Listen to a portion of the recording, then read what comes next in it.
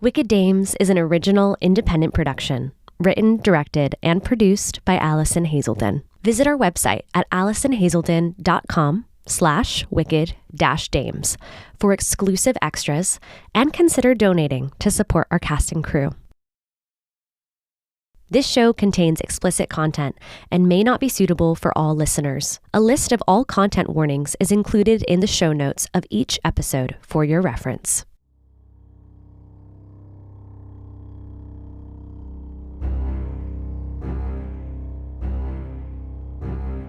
Frantic and dishevelled, with blood splattered like freckles across their pale faces, Violet and Elisabeth Fisher stare down at the Nazi soldier kneeling in front of them. The stream of crimson from his head wound hadn't slowed, and though he was still alive, he struggles to stay upright in his disoriented state. Violet presses the revolver to the soldier's head with trembling hands, fixated on a bead of blood on the almost auburn leaf beneath her boot, while Elisabeth fights to keep the man from reaching for his own weapon. Clearly, things are not going as planned here. Violet! I know, just give me a moment. The soldier, though weak, fights until the very end. Gun still in his hand, he jerks against Elisabeth's grip, determined to take the shot. Suddenly, Elisabeth's eyes go wide. No.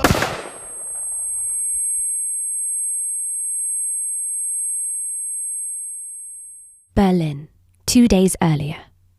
An abstract painting of a soldier rests on its easel. The face of the man is eerily familiar. Early morning autumn light streams through the windows of the small cottage and pours into what is revealed to be an art studio. Jars of paint and dirty brushes are scattered about a workbench. Many finished paintings lean against the back wall. A Nazi flag hangs in the window, where the neighbours can see.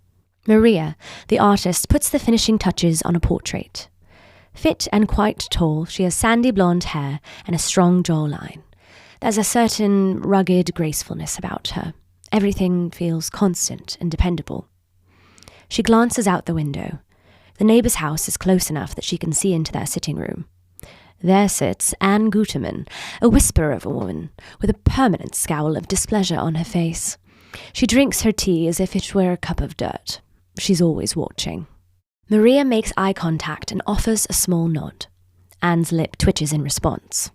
Maria ducks her head again and signs the corner of the painting with her signature mark, the letter M, but it vaguely resembles a bird. Painting complete, she wipes her hands on a rag and leans over her shoulder. Girls, time to start the day. The patter of feet echo from down the hall. Violet and Elisabeth peel around the corner, dressed and ready for school. Violet, 17, seems older than her years, with sandy hair and a jaw that could cut a man. She's stronger than she looks, in both physical strength and grit. Elisabeth, just a year younger, is smaller and softer than her sister. You would never pick her out of a busy crowd, except for her big, expressive eyes, full of intelligence and empathy. They screech to a halt right on the threshold of the studio door. Is she watching? Maria turns to face them so Anne can't see her expression, then nods with a small wink. Violet and Elisabeth present the Nazi salute at the flag as the nosy neighbour looks on. When Anne stands and turns her back to pour more tea, the girls slowly flip their hands over and raise their middle finger at the flag instead. Maria swats and clucks at them and double-checks that Anne didn't see. Come on, Mama. Do it. Maria gives her a side-eyed look, trying not to give in, but can't contain herself, and eventually breaks down into giggles with her daughters, flipping the bird at the flag along with them for a brief moment. All right, enough, off we go. Maria ushers the girls into the dining room and kitchen area. 3 pairs of boots are lined up neatly in a row by the door. A cross-stitch decoration of 3 small birds, sparrows, hangs on the wall next to a wedding photo. The Fisher home sits on the outskirts of the city, near the forest edge. It's a modest home. The family isn't starving, but they certainly aren't well off. But every inch of the place is filled with warmth and care. The girls skitter about the home, throwing books into school bags and grabbing coats. Maria picks up empty dishes from the table and places them in the sink. She's stern but loving, caring for her girls with the tough affection of a widowed mother in the midst of war. Better get going, girls. You'll be late for school. Ugh, Elisabeth would rather die. Oh, leave her be, Violet. Her smarts will take her far. Surtout ses langues, oui. Ne serait-ce que pour cacher des secrets à Violette. The girls pull on their boots. Violet rolls her eyes. No one at school cares about those things. It's all a waste of time. Don't say that, my little sparrow. The future changes by the minute. You never know what knowledge will be useful later. At this rate, we'd do better staying here and learning from you, Mama. The teachers are all Nazis. Half the lessons are wrong. There are many things you can learn at school outside of books. That fire will take you far, girls, but you must learn the right time and place to use it. Maria cranes her neck, making sure Elisabeth meets her eyes and listens. Which is not at your teacher's, yes? Yes, Mama. Maria wipes her hands on a towel and walks the girls towards the front door. Go on, be good. Take care of each other. Violet kisses her mother on the cheek as she leaves. Bye, Mama. Elisabeth tries to slip by, but Maria grabs her face and kisses her cheek too. Elisabeth softens a bit. Bye, Mama. Violet and Elisabeth grab their bicycles from the side of the house, walking them to the end of the path before hopping on and riding towards town. They pass through their neighbourhood streets. Most have recently harvested gardens or the odd chicken bobbing about. As they get closer to town, the buildings become less rural-looking as more flats and shops appear. They pass a truck filled with SS members. Civilians in the street stop to watch, clap and cheer. Violet speeds up and keeps her head down, mouth a hard line. Elisabeth, however, looks directly at them, taking in every detail of their intimidating black uniforms and how the people cheer them on. The streets become busier the closer Elisabeth and Violet get to the school. The girls people watch as they cycle, slowing and swerving occasionally as they work through the crowd. Violet nearly runs into a woman coming out of the bakery. She swerves to narrowly avoid hitting her. Vi snorts, unable to contain her giggles, as the woman continues a stream of unintelligible curses. The girls pick up the pace, escaping the woman's spiteful looks. Elisabeth glances at her sister with a giggle. Violet raises her eyebrows and shrugs in return. She should have been looking where she was going. They arrive at the secondary school, now surrounded by other students. Some travelled on foot from the U-Bahn train stop, others by bicycle like Violet and Elisabeth. The girls park their bicycles at the racks. They don't have locks. A girl from Violet's ear waves from across the school courtyard. Violet waves back, then turns to Elisabeth. You after school? Sure. You all right? I just know Frau Beck has it in for me today, and Mama's already stressed enough as it is, and I... Christ, Elisabeth. It's just school. You really think you'll muck it up that badly? Elisabeth shoots her a look. She really means it. Don't worry. I'm sure it'll all be fine. Violet gently pokes Elisabeth in the ribs, a sign of a truce. Just imagine her in her underwear. Instantly less terrifying. If only I can imagine a better score on the exam, too. I suppose you could imagine the test in underpants, too. See you. Violet trots over to join her friend. They greet one another and laugh as they walk up the steps to the school. Elisabeth looks at them wistfully for a moment, as if she wished Violet had invited her to join them too. She turns back to grab her lunch sack from the basket to find it being offered to her by a smirking Ansel, auburn-haired and sharp-featured, with a cunning fox-like look about him. Forgetting something? Not at all. She snatches the lunch sack from his hands and turns on her heel towards the school doors. A small smile creeps onto her lips. She knows he'll follow. He scampers to catch up with her. What are you doing Friday? Oh, was I meant to have interpreted your thievery as a chance for a date? I had to do something to get your attention. Once we're through these doors, your head'll be stuck in a book the rest of the day. Elisabeth cuts her eyes at him, letting him see her grin. Well, maybe next time you should steal my book then instead. Maybe I will. The pair reaches the doors. Elisabeth gives him an awkward little wave as she turns left down the hall towards the girls' section of the school. Ansel lingers for a moment before heading to the right towards the boys' classrooms. Elisabeth walks through the halls of the school and up the stairs. There are only 2 floors. Classrooms are on the top, cafeteria and administrative offices on the bottom. Some students trot through the halls as if they've never even heard of a war, chatting and laughing and joking with their friends. Others slowly creep along the edges of the fray, wary, exhausted expressions on their faces. Elisabeth arrives outside her classroom and pulls nervously on her school bag strap. School is both her favourite and least favourite place. She takes a deep breath before entering the room. Everything is old, faded or slightly cracked, from the paint on the walls to the floorboards. Wear and tear from years of students is evident from the rustic state of the desks, chairs and chalkboards. The bookshelves are sparse.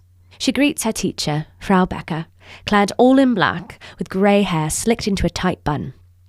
She's the kind of teacher most students would be scared to even look at, much less speak to without prompting.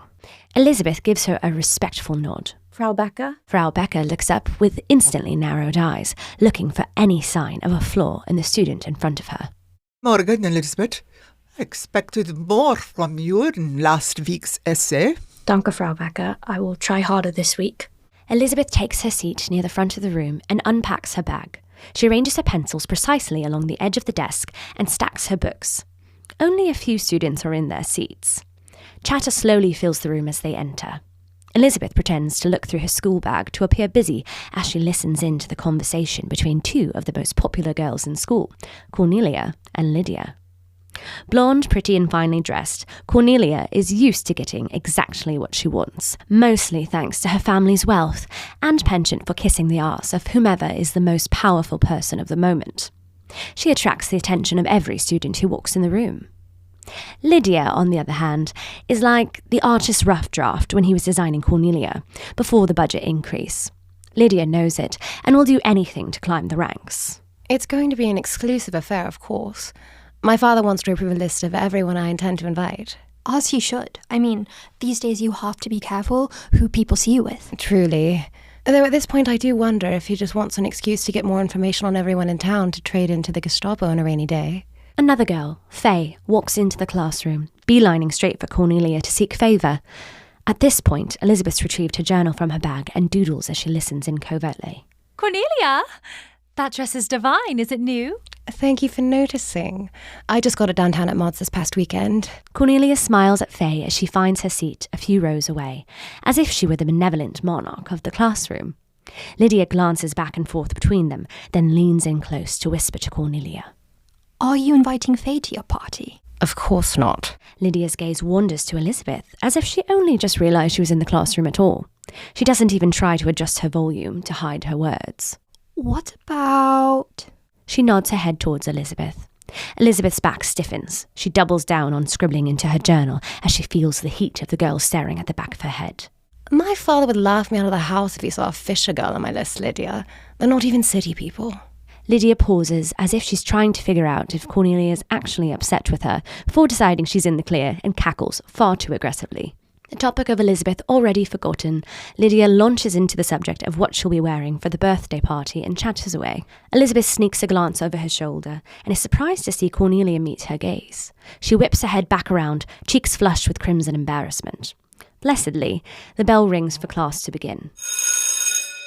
Frau Becker stands from her desk. Children? All the students stand in unison next to their desks. Frau Becker does the Nazi salute. Heil Hitler! All the students hold their arms out for the salute and repeat. Frau Becker nods. The students return to their seats and the lesson begins. Violet and Elisabeth ride their bikes home from school, passing by shops and homes. It's a beautiful day and their spirits are high after being set free from their educational cage and released into the crisp, early autumn air. The mood is quickly ruined when they see a small crowd gathered ahead in a residential area. Violet motions for Elisabeth to slow down as they get closer to the scene. They stay on the opposite side of the street, but peer through the crowd gathered around the front steps of the home. Dread bubbles in their bellies. They know what this means. Violet squints to get an idea of exactly which house it is, then pales. Oh no, not the Arnolds. Mr. Arnold, bleeding steadily from his forehead, is hauled into the back of a military truck by two members of the secret state police. A dark-haired woman, Mrs. Arnold, screams to her husband from the steps of the home as she tries to shield her two small children from the scene. He tries to twist around to reassure her and is hit hard in the ribs with the butt of a gun. The door slams shut and the truck pulls away.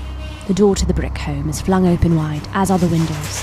A small group of soldiers walk in and out without care, shouting to one another as they comb through every square inch of the home.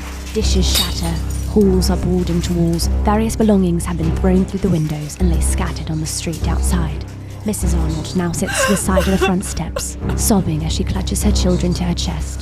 The crowd of onlookers gawk, not daring to step forward to publicly align themselves with the family, but unable to pull themselves away from the dreadful scene. Elisabeth and Violet watch in silent horror. Tears bubble up in the corners of Elisabeth's eyes. We should go. Elisabeth wipes her eyes swiftly, not a trace of embarrassment, just a dull practicality, as though she does this regularly and needs clear vision to ride her bicycle. Violet places a comforting hand on her back.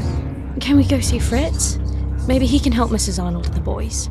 Violet hesitates a moment, then nods, with lingering glances at Mrs. Arnold and the children. Violet and Elisabeth board their bikes once again and quietly set off. Berlin's Catholic church is a classic scene. Towering ceilings, stained glass windows, stone-carved statues of saints fixed with gold accents, depictions of the Virgin Mary and Jesus. Long rows of dark wooden pews are empty, save for a few attendants lighting candles. The girls wait in the chapel for Fritz. Violet is jittery and impatient. Elisabeth, however, seems finally at peace after the anxiety-inducing run-in at the Arnolds. She paces slowly around the border of the room, inspecting the stained glass and statues as if she hasn't seen them hundreds of times before. Fritz emerges from the doors at the other end of the room. In his early 30s, he's an unexpected type for a priest. Tall, trim, with sandy blonde hair and a handsome face with a boyish twinkle in his eye. That twinkle glows over the rest of him as his formal priestly walk evolves into a light jog, robes flapping behind him. He grins broadly as he trots towards the girls. Well, hello, little cousins. To what do I owe the pleasure? The girls stand to meet him. They can't help but smile softly at the sight of him. Those smiles quickly fade off their faces, however, as they remember what's brought them to the church. Hello, Fritz. What's happened? We were on our way home and we saw... The Arnold's house. They got raided. It was awful, Fritz. And we saw them putting Mr. Arnold in a truck all bloody and... Mrs. Arnold looked so scared and it seemed really bad and... All right. Slow down. So they took Mr. Arnold. What about Mrs. Arnold and the children? Where were they? Outside the house. She was a mess. Did they seem injured? I don't think so. But Fritz, you know what this means. Yes, I know. We were just wondering if maybe you could send someone to look in on her. From here, from the church. I'm not sure about that. We don't know what he was taken for, what they're under investigation for. The church can only do certain things. It wouldn't have to be anything official, just making sure they're okay. She's Mama's friend. Fritz glances around the chapel, making sure there are no curious eyes or listening ears lingering about. I'll see about paying them a call tonight. No promises. I have to be careful. My role in the church only protects me so much. Thank you, Fritz. How is your mother? She's all right. Always working. That doesn't surprise me. You should come for dinner soon, Fritz. We've missed you. That boyish grin peeks through the sombre priestly exterior again as the trio reaches the doors. Well, let me see what I can do for our friends the Arnolds first. And then we can talk about dinner. Fritz squeezes the girl's shoulders again, a strong, comforting gesture. He winks and then walks off in the shadows of the chapel. Violet and Elisabeth slip through the front doors and walk their bicycles through the gates of the property before hopping on and heading home. Early the next morning, the sky is still pitch dark. The entire town is asleep, but not Maria Fisher. She walks softly through the halls to her daughter's room. She gingerly opens the door and pads over to Violet's bed, waking her with a whisper. Violet blearily blinks her eyes open. Maria holds a finger to her lips to remind Violet to be quiet. Shh. Let's go. Violet follows Maria into the kitchen, closing the door to the bedroom quietly behind her. Her mother has already prepared a set of clothes for Violet to change into, waiting on a kitchen chair. She tugs off her nightgown and replaces it with the thick layers. A slew of anti-Nazi posters are on the kitchen table. They read slogans like, "Stamp out the Axis," "Freedom," and "Loose talk can cost lives." Hundreds and hundreds of posters. Violet quickly sorts through them, impressed. These are some of your best yet, Mama. Thank you, my love. Maria peeks through the curtains onto their street. It's still quiet and empty. The two women gather up the posters and place them into satchels, one for each of them. They also include a jar of paste, a few apples and handkerchiefs. The women shoulder their bags and slip out the front door quietly, walking down their street towards town. No one speaks. Once they reach the city proper, the two Fisher women take back streets and alleys. Lights are out and there's no sound besides the whistle of the wind and a stray cat or two rustling through the trash. Though they don't pass anyone as they walk, they're very careful to avoid being spotted. Maria leads the way, steady and sure as ever, as if she has a clear map of the city in her mind.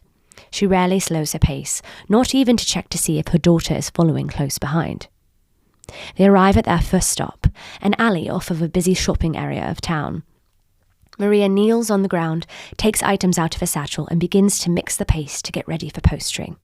Remember what to do. Yes, Mama. I've got it. With a small dip of her chin, Maria hands the paste to Violet and holds out a poster. Violet swipes stripes of paste on the back of the corners, and they place the paper on the alley walls. They rinse and repeat, covering the alley in posters. Once they've done enough to Maria's liking, she motions Violet to stop. Good. Next one, follow me. After several hours, Maria signals for a break. They're in the bar district now, and she leads the way more cautiously. A few of the bars apparently never closed, and workers attempt to usher out the remaining few patrons. A few soldiers stumble onto the street. Maria and Violet keep to the shadows, always checking before turning onto a new street. Maria ducks into an alley near a bar with a sign reading, the Schadenfreude. It seems quiet and dark inside. The women walk down the alley, their heels click softly on the bricks. Maria hands a satchel to Violet, removes the remaining posters, and then motions for her to hide behind a pile of discarded crates in the alley. Once Maria confirms that she's tucked safely out of view, she approaches the dingy metal door and sets a stack of the remaining posters in front of it. She knocks 5 times on the door, 3 long, 2 short, and pauses, crossing her arms. Violet narrows her eyes. This is new. Suddenly, from the other side of the door comes the same 5 knocks, 3 long, 2 short. The door swings open, and a very strong-looking man with a large moustache and even larger biceps steps outside to meet Maria. As he opens the door, the sound of muffled swing music spills out. Violet watches the scene intently, ready to pounce if anything goes south with her mother. The strong man shakes Maria's hand, subtly passing her a small piece of paper. She pockets it. They lean their heads together, speaking intently. Violet is too far away to pick up any words. Suddenly, the strong man waves to a red-haired girl, a few years older than Violet, behind him, and motions towards the stack of posters. She scuttles outside, snatches the pile, and immediately turns to retreat back into the bar, not even stopping to acknowledge Maria. But she pauses for just a moment, peering around the door to catch Violet's eye. Violet suddenly feels very exposed under the girl's gaze. The redhead smiles just slightly and turns back inside. The strong man finishes his conversation with Maria and also returns through the metal door, shutting and locking it with a whisper. Maria returns to her daughter and motions her to follow. They walk swiftly, making sharp turns often, as if Maria is trying to confuse whatever ghost might be tracking them.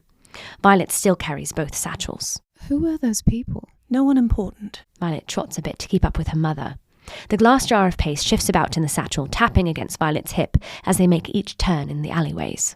Finally, Maria slows her pace. They've arrived at a new blank wall, a canvas ready to be posted. Maria glances up to check the light, then back to Violet. Last one. Ready? Ready. Maria looks around, always on alert, as Violet fumbles through her satchel to pull out the posters. She hands them to her mother with a small smile. Violet goes back into the satchel for the paste. Violet jumps. The paste falls from her grip and shatters on the ground. She stumbles backwards into a trash can. Violet freezes and clamps a hand over her mouth to keep from making an audible scream. Both women are still, looking at the shattered jar. They raise their gaze to one another slowly, just for a moment. Run. Maria drops the posters in the alley and starts to move. Mama, I'm sorry. Follow me. Maria turns out of the alley and onto the next street. Violet scurries after her, horror on her face and in her heart. They sprint down the street, hugging the shadows. Still, no one. Then a shout from the area they just left. The sound of more men's voices begin to gather in the streets behind them. The women peel around a corner, and Maria pulls Violet down into a crouch beside her. They're tucked behind a dumpster, breathing heavily. Maria shoots Violet a look to stay quiet, her arms flung in front of her daughter as if to barricade her against the dumpster. In her other hand, a small knife has appeared, tucked at her side. Violet's never seen her mother like this. The Orpo police officers stop right in front of the alley entry, just a few feet away from the woman. Es muss mehr als einen gegeben haben. Was ist uns wichtig? Lass uns an die Bar gehen. Es ist wichtig. Ich möchte, dass der Kapitän uns mehr zu tun gibt, als auf dieser Scheißkeller aufzupassen. Du und der Captain. Gott. Komm schon. As their footsteps fade away, Violet moves to peer round the corner. Maria presses her arm firmly into her chest, blocking her. Wait. Finally, she pockets the knife and crawls out from behind the dumpster to check the streets again. Empty. The light of the morning is just starting to consider peeking through the clouds. Maria motions to Violet to stand. Crouching in the cold morning air for so long, coupled with the fear, has made her bones ache. Come on. Outer layers off. Mama, Shh, not here. It's fine. Sorry. It's not your fault, it's mine. I've been careless to involve you in these things. But I can do it. No, we are going to be the first customers at the bakery this morning and then walk home. Yes? Yes, Mama. Maria and Violet shoulder their satchels one last time and return to the main streets as the rest of the town wakes up. Later that afternoon, Maria, Violet and Elisabeth walk quickly up the street to their home, loaded with grocery bags. Their neighbours, Anne and Peter Guterman, both vaguely resembling grasshoppers, pop out of their front door as the women approach. Peter's already offering apologetic glances on behalf of his wife. Saw you in town earlier, Maria. And why didn't you say hello, Anne? I don't know what you're up to, but I know it's trouble. Let's go back inside. No. I will not have them bringing disorder onto our street again, Peter. We can't afford it. I can assure you, Frau Gutmann, I have no intention of such a thing. Our household will be quieter than ever. Don't you worry. It better be, because don't you think I won't report you? Anne huffs her way back inside. Peter follows closely behind her with another apologetic look and wave. Maria gives a curt smile and quick glance down the street, then ushers the girls back into their own home. The three women are curled up together on the couch, a roaring fire ablaze in front of them. Handmade quilts are wrapped around their shoulders. Maria reads quietly to herself while the girls work on schoolwork. Elisabeth sets down her pencil and looks into the fire for a few moments. Why do you do it, Mama? Do what, my love? Make the posters. If I didn't, it would kill me, so there isn't much of a choice, is there? Are you ever scared? All the time. You must promise me one thing, girls. No matter what happens in this war, or after it, don't lose your soul. Don't let anyone take that from you. How would one even steal a soul? In times like these, even the best people can become changed, bitter, harsh, disfigured from the inside out. I don't want that for you, understand? Yes, Mama. And what do you do if I'm ever not home by 7? Grab the box from under the floorboard by your easel. And follow the instructions inside. That's right. Is everything all right, Mama? Everything is fine, my loves. After what happened with the Arnolds, it's a reminder to be prepared. Now finish up that schoolwork and off to bed. Maria leaves the room. Violet packs up her books, but Elisabeth's eyes linger on the space her mother just left. It's a nearly pitch black and foggy night, but not a single star hangs over the church. Fritz creeps slowly through the pews towards the doors. He's thrown a cloak over his robes and carries a small bag at his side. He hears a creak from somewhere in the church and freezes, looks around as if he expects to get caught. Nothing. He exhales and continues carefully on his path towards the exit. He reaches the door and is just about to turn the knob when a large hand grabs his shoulder, whips him round, and presses his back to the wall. Fritz now faces KARL, a bishop a few years older than him. He's dark-haired and bearded, handsome in a rugged sort of way. His deep-set, kind eyes are filled with concern. Where are you going? Fritz breathes deeply and hesitates a moment before responding. He doesn't like lying. I couldn't sleep. You know the rules about not leaving the property at night? I know, it's just I figured a walk might help clear my head. KARL notices Fritz's shoes and bag. It's clear Fritz is lying, and yet the bishop doesn't make a move to stop him or alert anyone. He glances round nervously. Fritz, it's not safe. Fritz sighs. KARL really does mean well. I won't go far. I just need some fresh air. Oh, nightmares again? Not tonight, but it might help convince KARL to let him go. So Fritz sighs even more deeply, furrowing his brow with mock worry. They never go away. I understand. I will add you to my evening prayers that the Lord might ease your dreams and grant you sleep. He means it. Bless him. Thank you. You won't mention anything about this. I don't want to worry the others. I won't. But at least let me wait up for you to make sure you're safe. Truly a kind offer, thank you. But no need. I'll be back shortly. You should rest. KARL nods, worry still lingering in those kind eyes. He takes a few steps back as if that's the end of it. Fritz turns back towards the door, ready to leave when... If you still find yourself troubled when you return, let me know. I can think of a few other things that might help you sleep.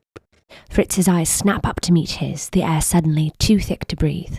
The barest hint of a smile is on KARL's face, sweet, but also something else.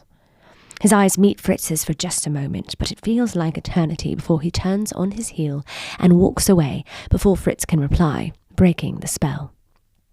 Fritz pauses just a moment, watching KARL turn a corner before slipping out the door. Fritz keeps a brisk pace and to the shadows, all the way to the Arnold's family home. Evidence of the raid was still scattered across the sidewalk, and though the windows had been boarded up, he took care to avoid stepping on bits of shattered glass that dusted the steps of the home. The door finally opens, and a pale-faced Mrs. Arnold stands before him. Come in, come in. The woman was weak and trembling with fear, but let Fritz guide her to one of the few remaining seats in the living room. Nora, you and I both know I shouldn't be here, but I was worried. You shouldn't be here, they said. I know, but for my own safety, for yours, I need to know. What happened? Herman was followed. On his last run? He came home from work as usual, shipping reports filled out as usual, on the company paperwork. But 30 minutes later they were here and he was gone. So either followed or betrayed. What did the men say when they took Herman? Nothing. That he was under arrest and then they... She trailed off and simply gestured dully to the shambles her once fine home had become. You must protect yourself, Father. They do not care if you are well-to-do or lowly. They would not care that you're a man of the cloth. They didn't care that we had children. I know, Nora. Don't you worry about me. I'm here for you. You must leave Berlin as soon as you can. Tomorrow at the latest. I've brought you some things to help the transition. I can't leave Herman. You must. It is too late for him. He knew the risks. He wouldn't want you and the children to go. Fritz stood. He'd done what he could. He hoped she would listen. With a nod and a final well-wish, he slipped from the house just as swiftly as he arrived. The next morning, the girls leave for school. They wave to Maria as they hop on their bicycles to begin the familiar trek to town. Maria waves back. See you tonight. She lingers just a second longer than usual at the door to watch her children. A dark thought passes over her eyes. Maria glances around the empty street quickly, tugging her sweater close to her, then turns abruptly on her heel and back into the home. Later that afternoon, Anne Guterman pokes her head outside her front door, looks both ways down the street. No one else is around. She steps out, closing the door behind her, and quickly makes her way over to the Fisher home next door. She walks briskly up the front walk and peers through the small window in the door, shakes her head. Then she makes a beeline for the side of the house. She arrives at the window that peers into her very own living room. The curtains are drawn now, but a small sliver is left open. Anne presses her hands to the glass, trying to catch sight of anything damning. No sign of movement from within the house. Nothing. She's displeased and grumbles her way back into her own residence. After school, the girls tumble back inside their front door. It's quiet and still. That undisturbed energy of a place left vacant for a day or more. We're home, Mama. The girls shuffle about, take off shoes, put away bags, rifle around the kitchen for a snack. Mama, can we make the turnips for dinner tonight? Violet grabs an apple from a bowl on the counter. I don't know why you love them so much. Mama! She probably went to the market for your precious turnips. Elizabeth rolls her eyes, snatches the apple out of Violet's hand and takes a bite of it. Hey! Time passes without sign of Maria. Elizabeth sits on the couch and starts her schoolwork. Violet sets up camp on the floor next to her, working on a puzzle. She glances at the clock on the wall. 4:30. Elizabeth prepares plates of food for dinner. No turnips. Violet places the pots and pans in the sink and glances at the clock on the wall. 6:40. The girls bring their plates to the dinner table and pick at their food anxiously. Neither is hungry. An empty place setting for Maria is left between them. Both girls avoid looking at it, lest it betray their nerves. Maybe she went to visit Aunt Ingrid? She keeps talking about how she's too old to live by herself in Stuttgart. Stuttgart. Right. But why wouldn't she have told us? Maybe Aunt Ingrid finally died or something. Like you said, she's old. Violet is hit with another of Elizabeth's signature pointed looks. I'm sure it's fine. She'll be back soon or send word. But it's almost 7, Vi. You know Mama's rule. Violet looks at the clock on the wall again. 6:57. There's still 3 minutes until then. If she's not here by 7, we'll grab the box and go tell Fritz. Suddenly, as if Violet's words conjured it. See, what did I tell you? She's back. The girls look at each other with a sigh of relief. Violet chuckles a little, as if she knew everything would be fine the whole time. But then they realise the door still hasn't opened. Reality sinks in. Elizabeth's eyes widen. Mama would have used her key. They look at the door for a moment longer before creeping towards it slowly. Violet lifts a finger to her lips, motioning for silence. They hold their breath as they each take a turn to peer through the peephole. A young courier stands there, glancing around the street impatiently. Maybe Mama sent him? He looks innocent enough. He knocks again. Maybe. Or... We have to see. Before Violet can reach out to stop her, Elizabeth flings open the door. The girls just stare at him. He looks back at them like they're stupid, hands them the letter, and scurries away quickly before they can reply. A letter? From Mama? A look of relief passes between them. They must have been right. She went to visit Aunt Ingrid. Elisa, give that back. No, stop. I read faster. You know that. I don't care. I'm in charge while Mama is gone. She snatches it back and reads furiously, then reads again, her face dropping. This isn't from Mama. It's for her. She passes the letter to Elizabeth, who reads it aloud. Sparrow, you've been betrayed. Black Forest, closest outpost. You'll know the traitor when you see him. He'll be alone until the evening shift change at sundown. The message he plans to send cannot be seen or known by others. This is life or death for you. Godspeed. I don't understand. This must be a mistake. We should tell the courier. No, stop! It's addressed to Sparrow. That's what Papa always used to call her, remember? This was for her. This is a death warrant for a Nazi soldier, Violet. Mama has nothing to do with... I know. Let me think. We don't have time to think. Did you not read it? It says life or death for her. Whatever information this soldier has would mean her death, Violet. Shit. How do we know it's real? How do we know it's not a trap? Who would possibly be trying to trap us, Vi? We have nothing to do with the war. But apparently we do, Elisa. Or maybe Mama does. What could someone possibly have on her? The posters? Who would have known? Wait, what happened with the posters? What are you talking about? You know the posters Mama makes. She doesn't just send them away. She let me help her put them up the other day and it went terribly, and the Gestapo nearly caught us. So you think someone found out? What if they were trying to kill her and that's why she had to leave? No. Mama wouldn't have left us if she knew people were coming here to hunt her down. She wouldn't put us in danger. And why the code name? The mission? This doesn't make sense. Whoever sent this letter must think Mama is still here. Violet paced and paced, hoping for some sort of reasonable explanation that didn't involve death. But she's not. So what's the point then if she's already... We don't know that. She might not be. But if she's alive and this man betrays her, then I don't know what hope we have. Elisabeth, the box in Mama's painting room. We completely forgot. Shit. The girls sprint to the art studio. They hesitate just a moment before opening the door. The curtains are still drawn, with just a sliver of light shining through. We aren't supposed to go in without her. It feels wrong. Violet takes the first step into the forbidden room.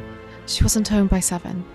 Getting the box is the next step, and then we go tell Fritz. Violet taps her foot around on the floorboards near the easel, checking to find the loose ones. Then she squats down to pull them up and off to the side, exposing a long, skinny tin box. Hurry! I'm going as fast as I can. She unclasps the box and swings open the lid. Inside is a stack of papers, passports, bundle of money and a pistol. On top sits a simple note in Maria's handwriting. Bring the contents of this box with you to Fritz. He will help you hide in a safe place until I can meet you again. All right, let's go. No. We'll never make it in time. But Fritz can help us, Vi. You think Fritz knows how to kill people, Elisa? Well, who else do we go to? We can't do this alone. I don't know. We're running out of time. Even if we go right now, we'll never make it to Fritz and to the outpost before sundown. Violet is right. The girls look at one another. A strange, numb acceptance passes between them. Shit. Elizabeth grabs the box and empties its contents. The pistol tumbles out, clacking against the wooden floorboards. Violet flinches. They stare at the gun for a long moment. We have to do it, don't we? Time unfreezes as Violet nods, confirming their choice. The girls put their coats, hats and boots on in silence. Violet gingerly tucks the gun under her coat, out of sight. They look around their home, knowing it very well might be the last time. Violet looks at the clock on the wall. One last time. 7:12. They slip quietly out onto the street, grab their bicycles, and head off. Elisabeth and Violet cycle swiftly through the town in silence, taking back-road paths to avoid attracting attention. They pedal hard. Elisabeth is already slightly winded. The moment they reach the outskirts of town, the girls toss their bikes behind a bush and break into a run, sprinting into the forest. Elisabeth isn't used to running like this. She's panting hard. After several minutes, she motions Violet to stop. They duck behind a large tree, breathing heavy. What is it? Are you sure we're going the right way? Yes, of course we are. We can't get this wrong. We have to get there before the guard changes. We're going the right way. I remember Fritz talking about this outpost. It's in the next clearing. What are we going to do when we get there? You'll go to the guardhouse. Pretend you got lost and are scared and need directions back to town. Flirt with him. I'll be in the bushes waiting with... She gestures to the gun. Once he's outside, I'll come from behind and... do it. Elisabeth takes a shaky breath. The reality is hitting her like a truck. Violet's not much better, but shoves her feelings down and swallows hard. Elisa, look at me. We have to. For Mama. It's either him or Mama. Elisabeth reaches out and clutches Violet's hand. For Mama. The girls look around quickly before leaping back into a run. Panting and heaving from the 10-minute run, Violet and Elisabeth arrive at the outpost, tucking themselves behind a thick line of bushes to survey the scene. The outpost is really just a small, patched-up wooden house, more of a shack.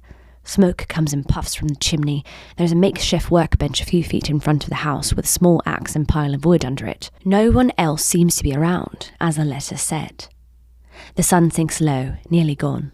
The girls look at each other. They have to make their move. They clasp hands once more.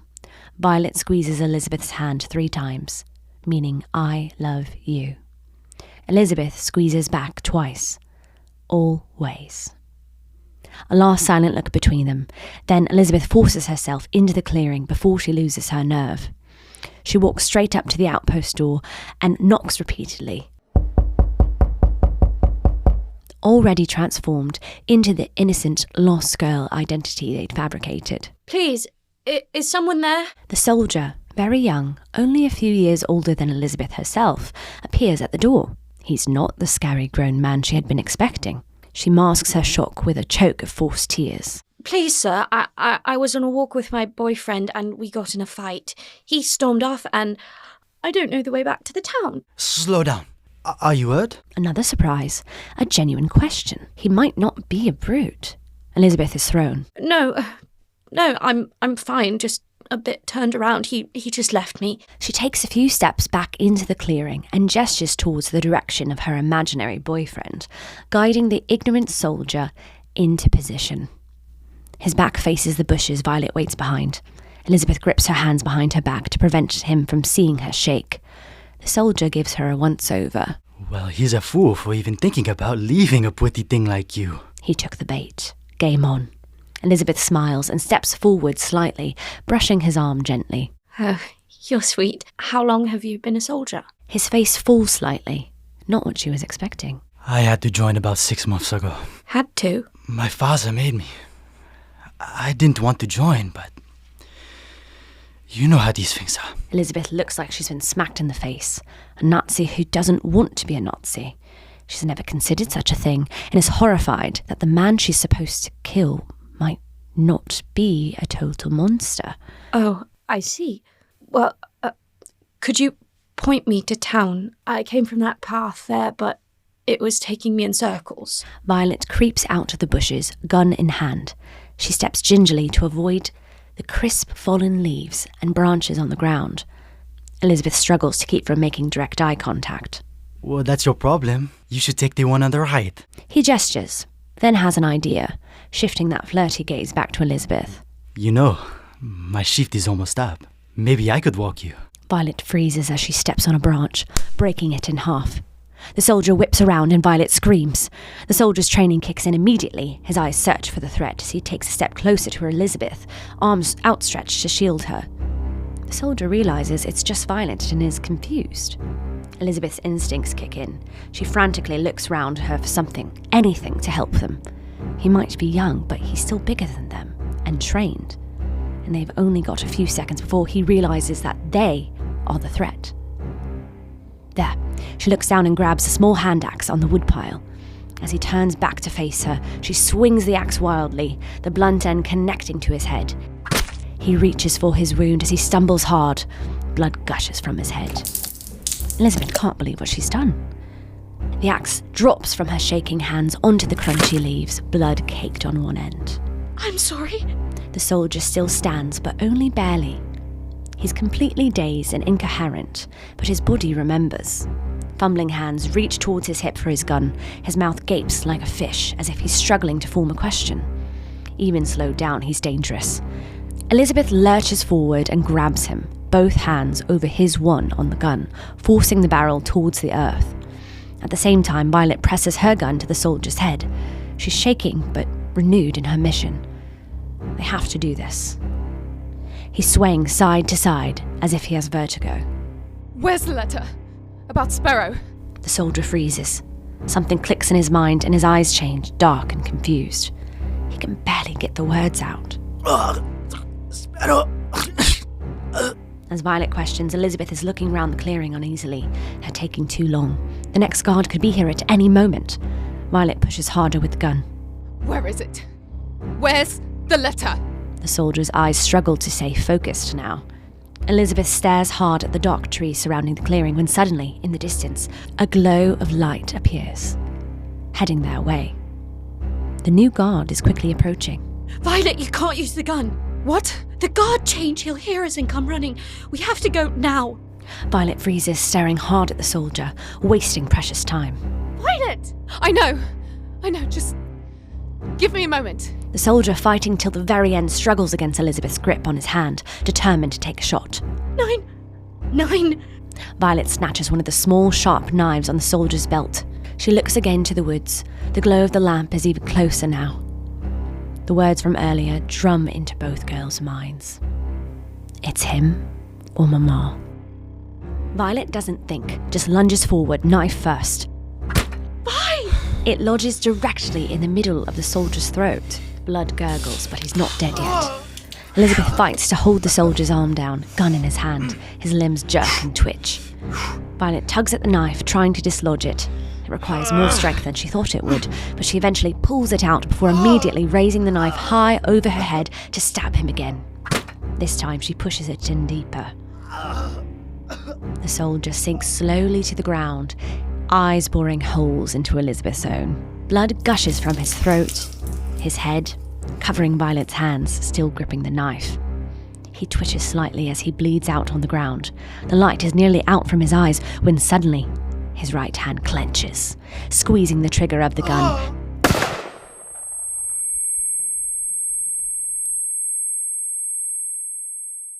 Think you have what it takes to decipher the coded letter? Visit our website's evidence section for clues to help you follow along with the mystery. Wicked Dames is an independent, self-funded production. If you enjoyed the show and would like to support our cast and crew, we invite you to donate the amount of your choice on our website at alisonhaselden.com/wicked-dames. This show contains explicit content and may not be suitable for all listeners. A list of all content warnings is included in the show notes of each episode for your reference.